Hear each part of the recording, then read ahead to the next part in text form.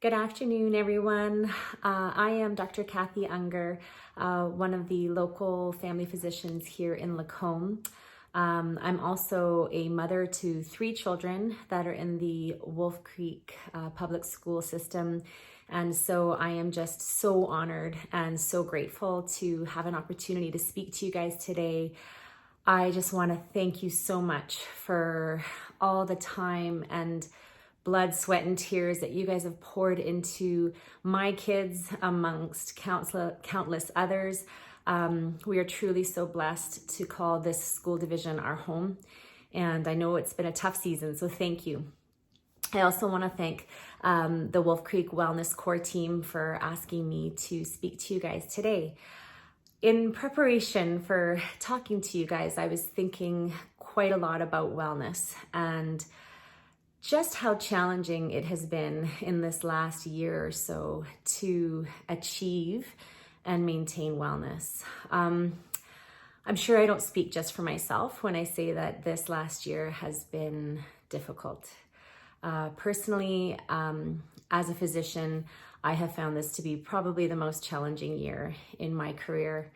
And, between COVID and government cuts and changes, we have just faced hurdles that we've never faced before. And I honestly look back to my life a year or so ago and I think, what did I even worry about? I mean, I'm sure I felt I had worries, but gosh, nothing compared to now. I almost wish I could go back in time and tell myself a year ago, like, girl, you have no idea what's coming. So in the midst of this, it has been challenging to try to be well. I have had moments this last year where I have really questioned whether I want to still be a physician. I have come home from difficult shifts in the ER and talked to my husband, and I said, I don't really think I want to do this anymore. I think I'd like to be a baker, actually. I really like baking. People are happy when they're eating baking.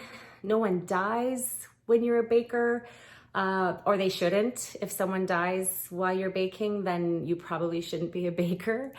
So I've had to really reevaluate what I'm doing and whether I want to keep doing this. And so I've discovered a couple of things that have helped me in that process, and I would just love to share them with you, hoping that maybe they can help some of you as well. Because again, I know that you as educators and support staff have faced challenges that you've never encountered before, with government changes as well. And so I just hope that this can maybe encourage and inspire you. One of the things that I have endeavored to do in these last few months especially is to go back to my first love, to look at why I chose medicine in the first place. What did I love about it? What drew me to it? Because somewhere in the midst of all these other changes and all this chaos, I've taken my eyes off of what I love about my job. And this works too for relationships. Sometimes we need to go back with our partners and realize why we fell in love with them in the first place. And so I just want to encourage you, what is it that drew you into doing what you're doing? What did you fall in love with? Because those things are still there. The characteristics that I love about my job, the opportunity to help people, the opportunity to share in people's lives, even in the difficult things they go through. It is a privilege to be a part of people's lives. I love medicine. I love the human body. I think it's so amazing. And all those things are still there. And so I've become distracted by looking at and focusing on what's wrong, what's broken, what's changing, what my fears are, and I've lost sight of the things I fell in love with. And so I just want to encourage you guys to take a pause and take a moment and look at what it is you loved about your job and what made you fall in love with it in the first place, and take a moment to fall back in love. So that's kind of the first thing that I've focused on this last year. The second thing that I want to share with you is a little bit more abstract. I know that in the midst of all of this, we have had a lot of distractions and a lot of chaos. There are a lot of things that we have no control over, and that's terrifying. You know, we can't control this virus, we can't control the government, we can't control people around us. And so it's easy to be overwhelmed with chaos and overwhelmed with that lack of control. And that can become a part of who we are, and that can become something that we then carry. I believe that we all carry something, whether we carry hurt or disappointment, fear, loss, guilt, shame, pain, sadness, or peace, joy, hope, love. We have an opportunity to carry things, and we have a choice as to what we carry. Again, we cannot control what's happening around us, but we can control how much it affects us and what we carry with us about that. And so I'm making efforts. I wouldn't say I've arrived, but I'm making efforts to consciously choose to carry peace, joy, hope, and love.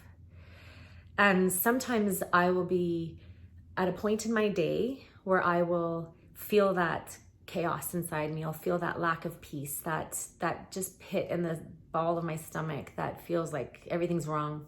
And I'll stop and I'll actually think to myself, where was I when this feeling started? Where did I leave my peace? I almost imagine that peace is something I carry around my neck. Where did I take it off and put it down and rather pick up this fear or chaos, whatever I'm feeling right now? And I go back in my mind, and sometimes it's a difficult patient encounter. Sometimes it's bad news that I've received, whether for a patient or even just personally. Sometimes it's an argument I had with my child or my spouse, or something I read on Facebook. Like, there's so many places that I can choose to put down my peace, and I'll go back there in my mind and I will pick it back up. I will take off the anger, fear, whatever it is I picked up in its place. I will physically imagine myself taking that off, and I will pick that piece back up and choose to carry that with me again. It's hard, you guys. We have a lot of reasons to feel chaos, fear, anger. They're legitimate reasons. So it is a intentional effort to choose to rather carry joy, hope, peace, and love instead of the fear and chaos that the world is telling us we should carry. You know, I'm sure you guys encounter people that are like, wow, you must be feeling really stressed right now. Things are really difficult for you right now. And it's like, yeah, I could actually, but rather I'm going to choose to feel joy and carry joy and feel peace. And I think the potential we have to turn the world around by choosing to carry peace instead of the well-deserved anger or fear that we could be carrying, we have such an opportunity to change our environment, to change the atmosphere around us. And so I want to encourage you guys to choose peace and joy today, even though it's hard, to fall in love again with what it is that drew you to what you're doing in the first place. And I just want to remind you of the incredible influence that you have. You guys are changing lives. You are changing generations. You're changing the future because of the impact that you have in the lives of these kids. And, you know, I'm not overstating it when I say, like, your sphere of influence is enormous. Thank you. Thank you for taking the time to listen to me today. But thank you for taking the time to invest in wellness and to invest in my children. We are so grateful. And I just hope that you guys find joy around every single corner. You are so incredibly amazing and so valued. So thank you. God bless and have a great day.